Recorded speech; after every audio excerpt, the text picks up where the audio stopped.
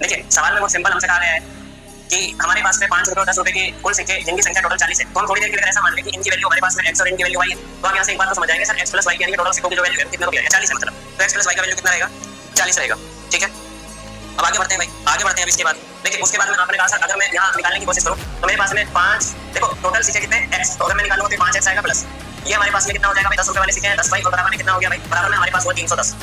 आपने कहा सर एक काम हम कर सकते हैं, क्या कर सकते हैं सर, हम ये कर सकते हैं कि अगर हम 5 कॉमन ले तो सवाल आसानी से निकल जाएगा। हमने यहाँ से 5 कॉमन लिया तो जब हमने 5 कॉमन लिया तो ये 5 खत्म हो जाएगा, यहाँ पे 2 बच जाएगा और यहाँ 5 है 30 और 5 कितना हो गया 10। अब आप मुझे बताइए अगर आप यहाँ से x की वैल्यू को निकालना चाहते हैं कितनी आएगी 40 माइनस y, यहाँ पे रखो 40 माइनस y और प्लस में कितना है 2y और बराबर में कितना है 62। मेरे भाई ध्यान से सुनेगा, देखो आप इस 40 को इधर घटाएंगे तो आपके पास में कितना बनेगा 22 और यहाँ देखो हमारे पास में कितना है, हमारे पास में है y, तो y की वैल्यू हमारे पास में कितनी आ गई 22, यानी कि 10 रुपए वाले सिक्के जो है हमारे पास में वो कितने हैं 22 है। तो आप ये कह सकते हैं सर अगर 10 रुपए वाले सिक्के 22 है तो सर x वाले हमारे पास में 18 है। अगर आपको अलग अलग निकालने पड़ेंगे तो आप आंसर बता देंगे कि सर हमारे पास 5 रुपए वाले सिक्कों की संख्या कितनी है 18 है और हमारे पास में 10 रुपए वाले सिक्कों की संख्या कितनी है 22 है। देखिए सवाल ठीक ठाक लेवल का है, मतलब इतना आसान भी नहीं है। फिर उसने कहा कि हमको क्या बताना है, हमको 10 रुपए के सिक्कों की संख्या और 5 रुपए के सिक्कों की संख्या के बीच में अंतर बताना है। क्या हमको यही बताना है 10 रुपए हमको सिक्कों के बीच में शायद बताना है, सिक्कों के बीच में अंतर बताना है, तो फिर हमारा आंसर तो भाई बहुत आसान है, आंसर हमारा 4 आ जाएगा। लेकिन मेरे ख्याल में इसमें सिक्कों के बीच अंतर नहीं बताना होगा, इसमें सिक्कों के मूल्यों के बीच अंतर बताना होगा, सिक्कों के मूल्यों के बीच अंतर बताना होगा।